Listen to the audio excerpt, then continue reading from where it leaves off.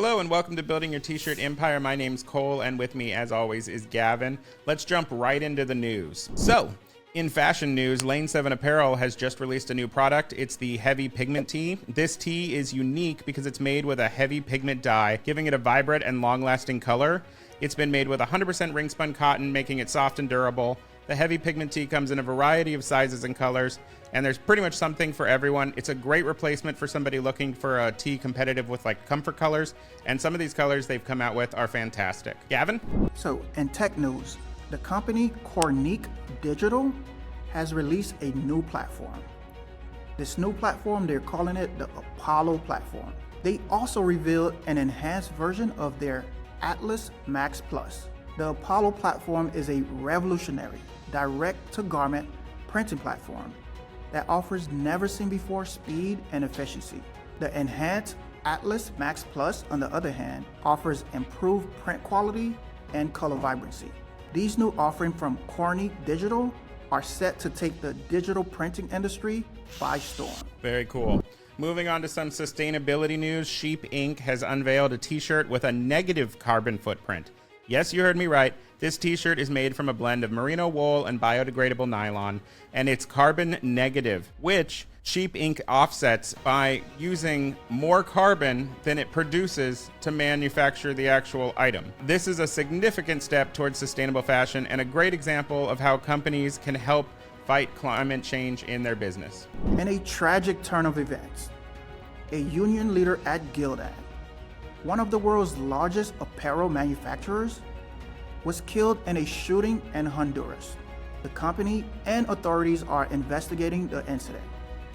It's sad to see something like this happen to a member of our community. Our thoughts are with the family and colleagues of the victim during this difficult time. And on a lighter note, Minuteman Press is celebrating its 50th anniversary. The company, which started as a small printing business, has grown into a global franchise with hundreds of locations around the world. So here's to another 50 years of success, Minuteman Press. And finally, you do not want to miss Shirt Lab's annual in-person event in New Orleans during the last week of July. At this Shirt Labs event, shop owner gets a unique opportunity to learn from industry expert, respected professionals from other fields, and network with other shop owners. One of their speakers will be Mike Michalowicz, the author of Profit First. It sounds like it will be a great event. And that concludes this week's news. Don't forget to like, subscribe, and tell your mom about us so that we can share this across the industry.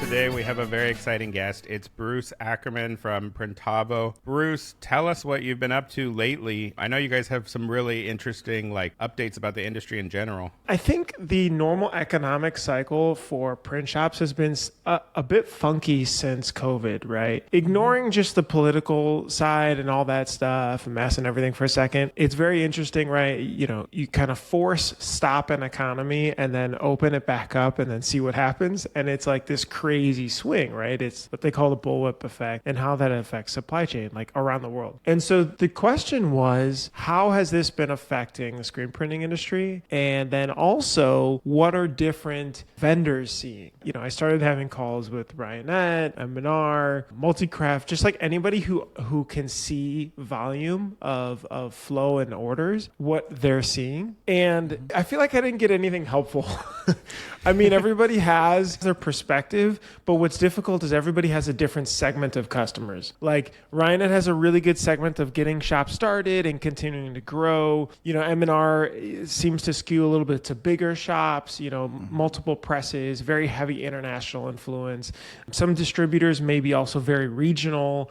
So that's sort of what they're seeing. It was like, yeah, I mean, people's pipelines are looking good, or things are slowing down, or, you know, we're worried about recession fears, but that hasn't necessarily hit other than the tech scene. Like I don't see much slowdown outside of tech. So that's just where I was starting to spend some time as to how can we figure out those economic cycles and things that are happening to help shops. But even then, to be honest, it doesn't mean that it affects you because everybody is in their own world as well. Yeah. You know, like Gavin with Seps.io, you probably are still growing a ton because you're smaller and there's a lot of opportunity. Or I don't know about you, Cole, but like West Coast may be very different than someone selling to schools in the Midwest. So one thing that I saw as far as the markets getting affected was marketing budgets because of those recession fears changed. So we didn't lose customers, but some of our customers downgraded the blanks or they limited the amount of free giveaways. We did see that, and that was specifically like marketing companies.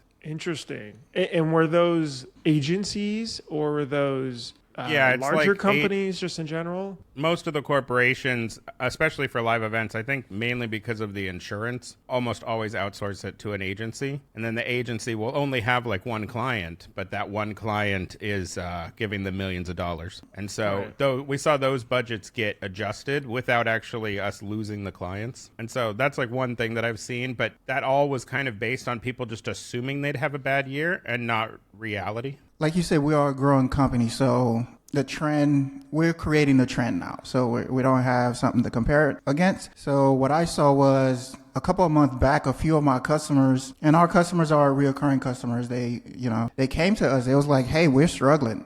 Like, we need to be, we need to either be downgraded to a lower plan because right now I'm just not sure like what the next couple of months are. And that happened a couple of months ago, but those same customers right now are super busy. So it was a little bit of fear. When was that? Like, do you remember? Yeah. So right now we are in June, right? So if we back 2-3 months, so that puts us March time. That was actually right around when Atlantic City Impressions. I actually met a couple of our customers that was in Atlantic City, and it was like, hey man, I don't know what's gonna happen. What ended up happening, I guess, was good because they wanted to make the change to go down. They didn't end up actually making the change to go down.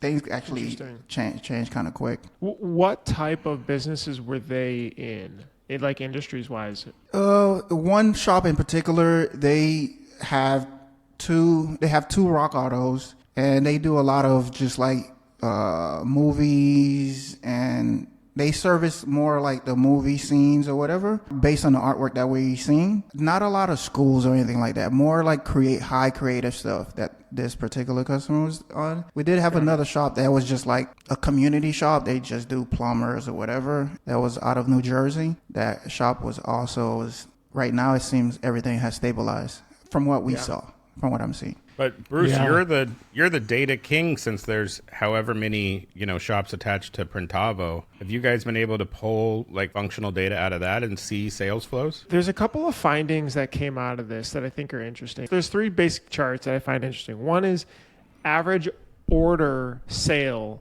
by month. So essentially, what is the average order size, right? And you can see that like lately over the last 6 months or so, if it's floating around $700, which I'd be very curious as to how you compare with this, Cole, too. So here's what's fascinating about this. Notice here, like kind of like right after like early 2021, there's like this new trajectory of order size.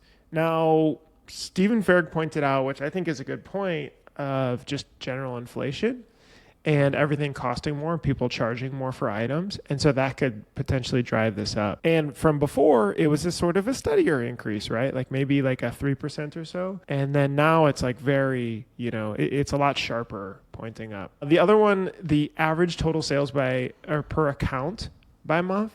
This is fascinating because this is essentially showing on average, shop is probably doing about 80,000 a month, on average, right? This is the way to normalize this is you can use this to find trends in month by month data. So for example, January to Feb, a bit slow this year, right? If you go back, January, Feb last year, okay, a bit slow. But then notice how March to April kind of took a bit of a dive down from March. It was like March was a pretty fast shoot up. April, a bit slower than normal. When you look at previous years, it tended to be a climb up into, continuing up. So a little bit of an exaggerated fall in April. Interesting, right? Hard to deduce a ton of information from, but interesting. The one that's unfortunately not loading that I have to refix is average order quantity by month. The pre-COVID number for this was around 115 items per order. Okay, so that essentially means that, like, on average, an order size has about 115 items in it. The thought was, and I heard this again and again, digital is going to become so important because people's order quantities are coming down and they're just ordering more frequently. Maybe in retail and like very large, Nike stuff and this and that. But for the everyday print shop, what I was seeing is that, in fact, average order quantities after COVID have jumped about 20%. So a lot of people were ordering more per order. Now, this was slowly coming back down.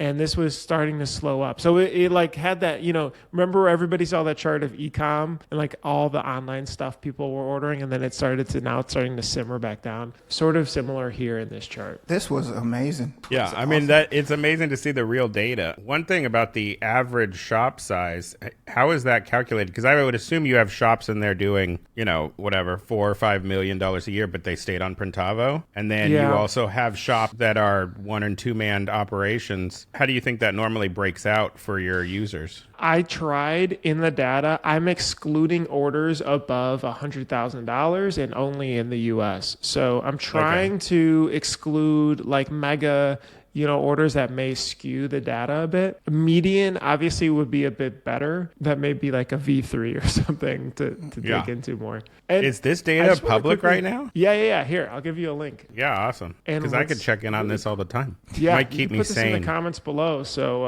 anybody can go to it and check it out whenever they want. ChatGTP helped me write this. Really? Yeah, so I was writing the SQL and like figuring it out, and it was so complicated, and so I tried it, and I was like, write me a SQL statement that compared this to this and included this data, and here's the structure of our table.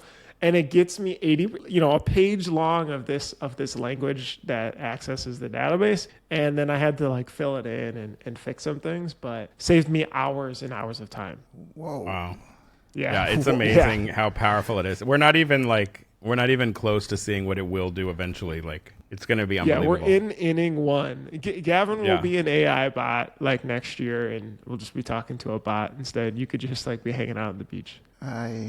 Could you imagine a mock-up bot? I feel like you probably could do something like that. Upload an image and then train the bot on placing the image on blanks that it pulls from the SNS Activewear API. Yeah. And then you could literally type in things like, center chest placement or oversized or left chest or whatever, and not even have people drag and drop it. I mean, a mock-up is relatively easy to create, but for it to be mass produced, especially in something like SEPs, and you could just knock out like 30 mock-ups in a minute and a half because the AI is doing it itself, that would be crazy.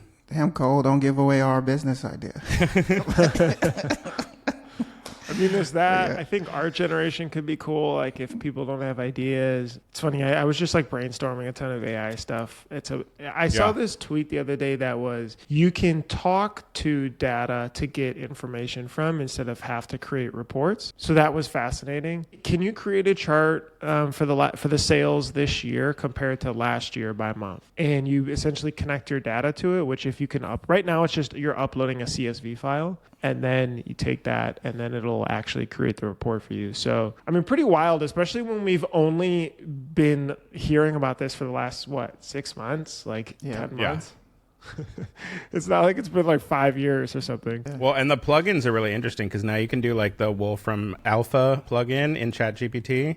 And so everything that ChatGPT was bad at, like calculations of different statistics or whatever, is now underpinned by this like giant database that's been good at it for years. And so not only can it give you answers, but it can actually plot them all graphically. And so you can do something like dump your CSV and then turn on that plugin, and it's amazing what it can output. A lot more like meat on the bone compared to Bitcoin and crypto and NFTs and all that craze. God. Tell us how to sell a company.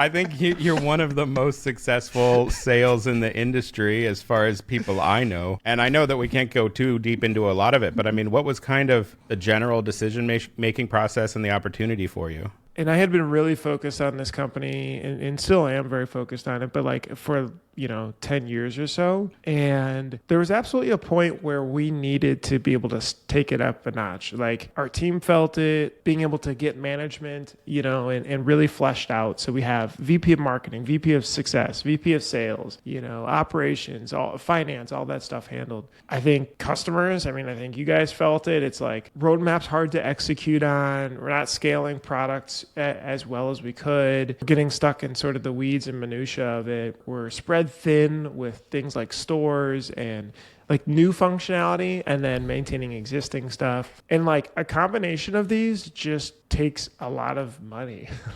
Right. It takes money and it takes experience to handle. And I think we could have gotten there over a longer period of time. Anybody could figure out that's leading a business over time. I was reinvesting so much into the business. Engineering, these leadership roles, very expensive. And so there was just a point where it was like, okay, for us to get to double the size that we're at, we can either partner with someone and try to raise a small amount of capital. We can go for a bigger partnership and someone take more of a majority stake in the business, or, you keep pushing on where you're at. And so, we went with the second option of partnering with some larger firms that were able to take a larger stake in the business. And when you start working on the business, you may want to financially de-risk yourself too over time, right? You also want that experience to help you. And lastly, you want it to be in good hands and continue to help pushing it forward. And I was still very interested in the industry and wanting to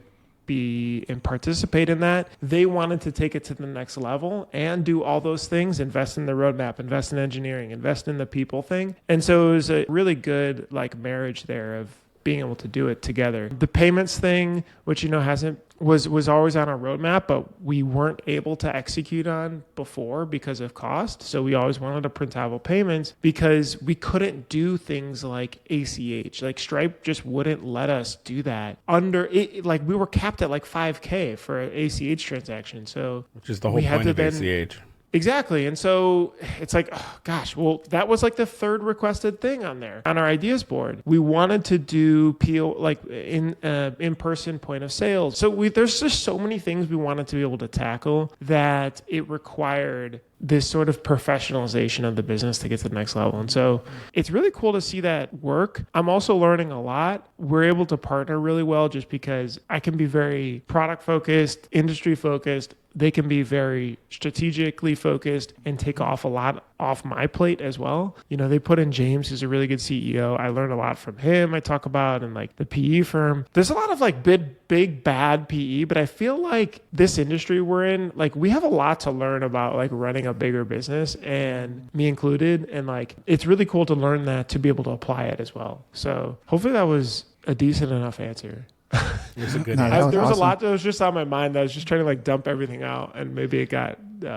disorganized. No, like you said, you've been building this for 10 years and you've actually created a roadmap and a model for a bunch of people to follow. If you could just kind of think back a little bit, those 10 years, if you had to say, what were some of the most exciting things that you've done, if you want to use that word exciting, and also at the same time, what were some of the most thing that hurt it the most, building this thing, or some of the toughest thing that you had to do in those 10 years? I think my biggest memories for sure are first customer. There's something exciting about smaller sales, I think, because it's more tangible, maybe you remember your first, $50 or your first $1,000 order or something like that. I remember our first customer is $20 or $30 a month. That was incredible after, building for 6 months, just toiling away and adding new functionality, making it free, making it paid, talking to people, getting feedback. I think there was a time too when we were 4 people in a room like this, and just huddled around the table. It was, me, Peter, who runs technology, Anthony and Adam, who run support and sales. And it was just this little group, and that was really cool as a memory. It's interesting hearing sometimes shop owners say, yeah, man, I just kind of wish I was 2-3 years ago. Those are good times. And you sort of want to speed past it because you just want to keep growing. And then I think, honestly, it's just recently just seeing the roadmap really start to being able to be executed on. It probably took a year to sort of imagine you have a cable, your headphones, when you take your headphones out of your pocket, and it's just like this big ball of wires, and you got to take time to undo it and lay it all out. It took about a year to do that, and to say, okay, all right, there's a kink here, I need to structure a team here. There's a kink here, I need to do this, and then to be able to, okay, so here's our plan. Do we have a plan now for the next year? Great, we have that. Let's start executing on it, and then seeing the execution for the next 3 months. Like, it's crazy how long those changes take to happen, but seeing that to really start to execute is really cool. It's definitely proud of the team. So, I mean, speaking about that executing, especially in the beginning when you were a team of 4, how did you approach bringing on those first clients? Was it trade shows? Was it direct outreach over the phone? Like, how do you feel like if you were going to do a whole new startup,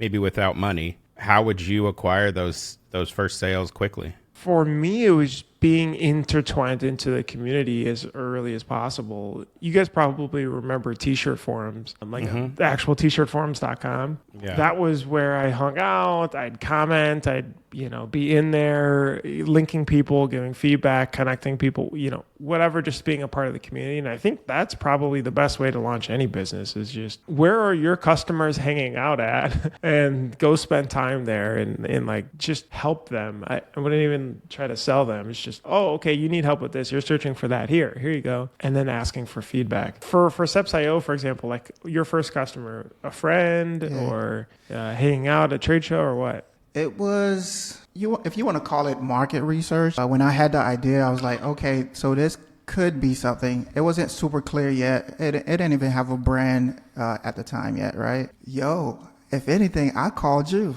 I called you. I made a list of some people that I wanted to just get their feedback on it, and you was part of that list. And I had called somebody, just, hey, I'm thinking about doing this thing. I just really wanted to hear it. Like, would you actually buy it? Like, if I did this thing? So I called a screen printer. Yeah, so I called a screen printer that I knew. That screen printer was like, I already got a setup already. I think I know somebody that needs this right away, because they're used to the model that you have, and I don't think they're happy right now. So they made that connection, and so it was me reaching out to somebody I knew that reached out to that connected me with somebody else. And as soon as I made that first phone, I made that call to that person. Plus, I had already met that person at a trade show anyway. It kind of just picked up what I was doing anyway, because I had run my shop. And I was at the events. I had met a bunch of people. So it felt a little bit more natural. I wasn't like super cold or whatever. When I made that first call to that person, I was like, hey, somebody told me about your situation.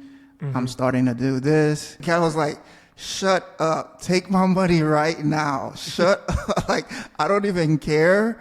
Like, I've heard a little bit about you. Just like, if you could fix this, dude, don't even worry. Just like, I have such a problem right now. So I was like, oh shit, I think we are probably onto something right now. So just because of that first conversation. It's kind of interesting. I feel like, and I'm sure there's many ways to skin the cat, but the one that I've discovered is that if people like you and just like being around you because, either you're nice to them, or usually it's like you've created some sort of bond, whether you help them in a pinch or you gave them advice or whatever, and you can offer the service that helps them. Like, you need both of those to get to really close it and keep them. So you could just sell the service, but I guarantee you anybody could find the service. Like, there's competitors for anything, anywhere, your car, your house, whatever it is. Like, we had this electrical issue this morning, and the electrician will just hop on FaceTime right away, and he's not going to just charge me or something. I could find an electrician anywhere, but that,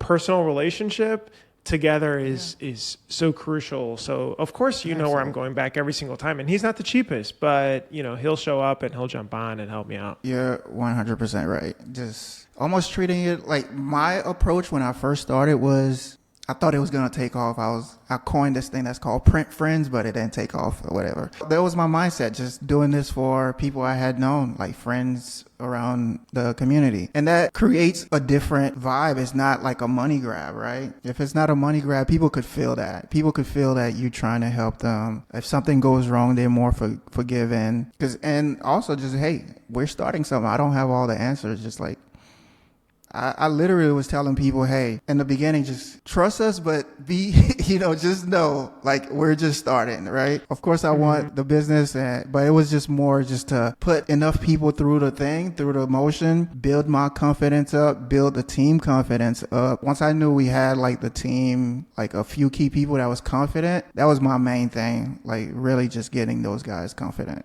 Very cool.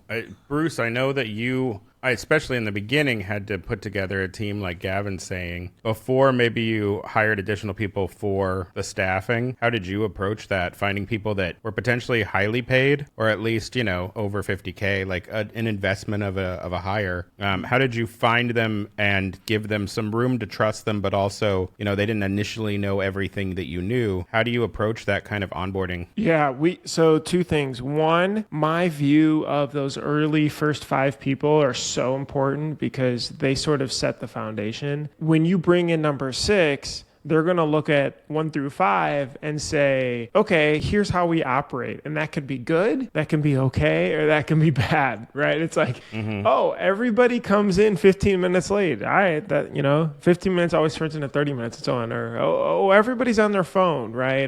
But if it's like, oh, wow, this guy like picks stuff up off the floor randomly or whatever, like it creates an environment around it. So those are really important. And it wasn't perfect. Like I definitely had to let go. I was probably 50% in hiring. Half of them are still here, which is great. Half of them are not here because they were either bad or because they, just moved on to other stuff. That was one thing. And then for the training part, I just really immersed them. I remember I closed the door one day and I was just like, I need to build out this training program. So my thinking was, I want to not be here physically and then be able to be onboarded. That's not going to happen. I'll be there and we'll be hand-holding and do all that stuff. But I want there to be so much video and written content and everything. And that took probably literally a day of just writing and typing and just recording a Loom video, putting in there, keep writing and everything. It's a living document. It's always changing, but that's like our handbook essentially. And people will go through that to get set up and can watch everything. And then the last thing is just immersing people into the space. So taking, people to trade shows. We took everybody to print shops and they spent a half day there and we had lunch. And so we got deep into how screen printing works. We used to send everybody back when Ryanet had those classes, how to screen print class. So you'd sit there for, 2 days, I think it was, and then just learn how to do it. Right. So that you could be able to speak the language to people. So yeah, I was just trying to overinvest in it. It's like, it's hard to mentally justify spending a lot of time or money there, but then it's easier if like, oh, I need to buy this piece of equipment or computer or something for them to use. It's like, yeah, that's a couple $1,000s at least. Like, why couldn't you spend, $1,000 or something on someone's mental acuity to be able to execute? I don't know. I feel like that investment pays a lot of dividends so that you can not be as much of a job and be more like standoffish. I feel like, you know what it is? It's like if the end goal is for you to generate good income for yourself as an owner and not physically be there 60 hours a week, if the goal is to be there 20 hours, 15 hours a week and generate a good salary for yourself and family and for your team and stuff, all right, cool. Then how do you build up into that? And there's no like hidden secret. It's just like good people, good training, good pricing, and keep a margin and keep growing. When you were starting, did you feel like there was resistance to the software because people were used to like, I don't know, FreshBooks or QuickBooks, and they just kind of were like, oh, we figured it out because we use a whiteboard and we use QuickBooks and it's good enough? And how did you overcome that and kind of try to show shops, hey, we can do this in a more efficient manner and it overcomes some of your current difficulties?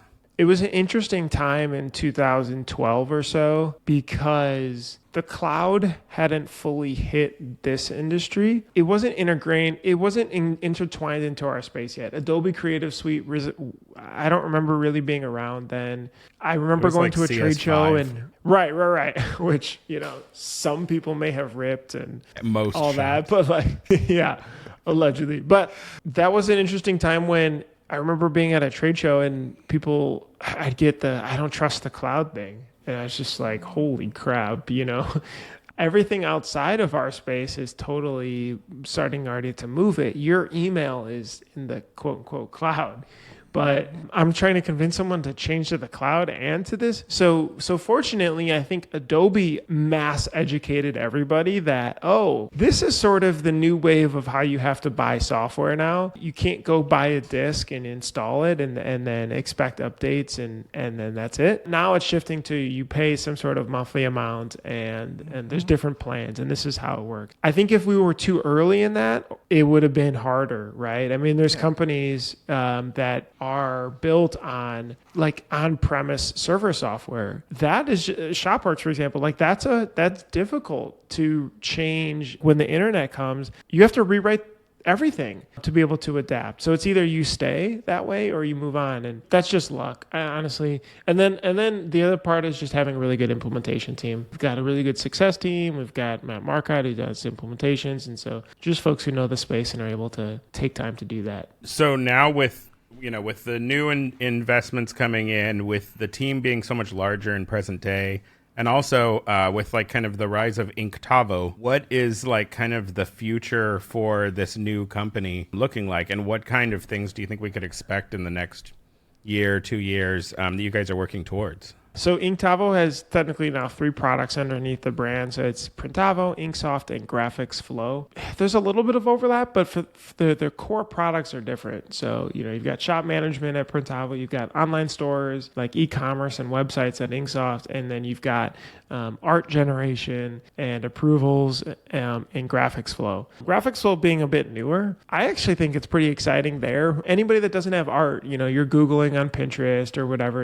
or Vector Easy or something to get art. But this thing has got like really good modern art that's categorized as well. So people can say, oh, hey, can you give me this, but with this text or this or that? And then, of course, the people that have art, Seps.io, right? And or like if you have in-house, you can redraw it and go from there. Like if we can get them so that they play nice really well together. So it's like, okay, people are using them all separately. Great. Now, how do we integrate them? And so that's a big plan for later this year. And then so they talk, right? Oh, you run a bunch of e-commerce stores. Great. Those collapse down into Printavo and you can manage that order and handle the fulfillment and everything and do that. So integration is definitely the next step. I mean, integration as in you can just plug them in as plugins, or do you think that we'll see like a $4.99 bundle where it's a little bit cheaper than all of them separately? There's actually a bundle price now where, if you're buying multiple, you can get discounts on them, maybe $100. I can't remember the exact pricing, but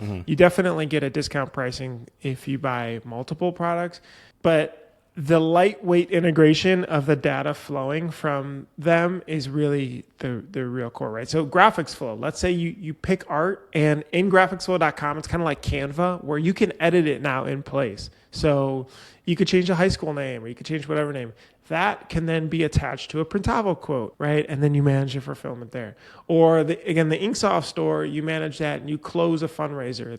All those orders are combined together and put into a Printavo order, right? And managed on through your workflow there. Or it can create a store from Printavo. Those are those lightweight integrations. I wouldn't say it's all going to be one thing together, but the lightweight integration is what they're building out the building blocks to right now, which is a lot of API work. Very cool, yeah. Because the thing that I was on Inksoft and Printavo simultaneously, and the reason I couldn't ever leave Printavo was the backend was so much better. Like for shop management, Printavo had stuff that Inksoft just didn't take as a priority. But then the front end of Inksoft was the exciting part because they were so good at presenting kind of a customer-facing website platform. So yeah, I think those playing nice in the future, or even as much as they're doing it now, is a really good plan. Yeah. Because the thing that I've always wanted more than anything is basically custom ink in a box. If I can integrate, the SNS Activewear API, show all the customers the blank, show upload options, have them do their own mock-up essentially, have them place an order, and then it goes basically through the Printavo workflow. That's always kind of been my dream software that at the moment hasn't been fully realized, but it seems like you're kind of working towards that end. Yeah, I mean, that's where it's going. I'd say there's a balance, right, of software that just gets so complicated because of how much it does. And then like, how do you kind of create these more individual modules, right? It's like Adobe. Like if Adobe had like 5 different tools that were actually one tool, it'd be so complicated to learn, right? Like if Illustrator and Photoshop and what's like the writing one for making books and PDFs and stuff, like Acrobat and InDesign, like or some of these InDesign, InDesign, right? If those are all one, but they've made it so that they lightly touch each other around the like cloud saving, right? And you have the files together, and you can easily import files and file types into each other, so they play nice. And yeah, it's an interesting balance, right?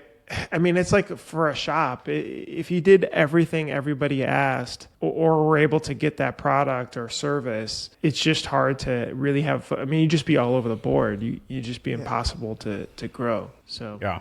Very cool. So what do you feel like your new role is, and what do you plan on doing moving forward in the industry with Printavo and then maybe outside of Printavo? I'm really passionate about doing stuff like this. Like I love making that data was really fun, figuring out research there. I do a lot of interesting, just different projects, some strategic stuff. For example, helping with the content marketing team still and continuing to manage that, meeting and chatting with other companies in the space, being at the trade shows. Internally, like for example, hey guys, how do we grow sales, or how should we message this, or how do we work, or this product or that product especially is another big area. Just helping, obviously you want the team to be able to own stuff, and then hey, let me shape it so it goes more this way. So there's a lot of different projects that just constantly come up. For example, a lot of shops are trying and working with Kevin Baumgart, for set sales to try to do more outbound or active sales. We want to try to do that, right? So we don't have a program. How do we be able to set up that program and do all this? I could spike and test on some stuff,